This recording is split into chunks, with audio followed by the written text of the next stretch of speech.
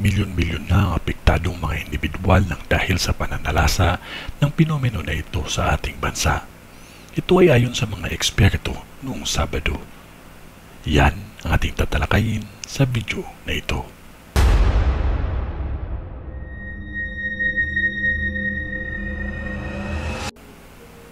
Ramdam na ang pananalasa ng El Nino sa Pilipinas.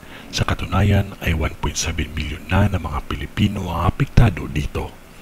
Ito ay nasa Regions 2, 3, Mimaropa, 5, 6, 7, 9, 12 at ang Cordillera Administrative Region. Ito ay ayon sa tagapagsalita ng DSWD na si Irene Dumlao. Pero ayon sa kanila, wala pa namang pinapa-evacuate ng mga residente sa mga nasabing lugar. Sumatotal, nasa 222,000 na ng mga pamilya at 27 na hektarya na ang tinatamaan ng matinding tag-init. Napakababa na ng datos ng tubig ulan sa Abril sa mga lugar na ito.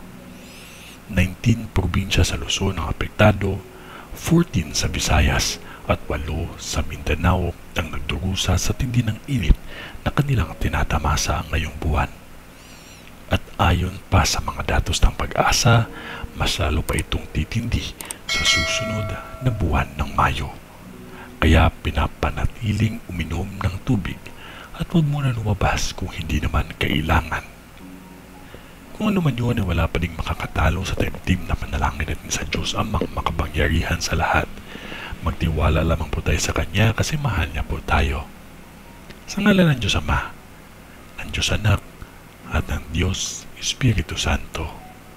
Amen.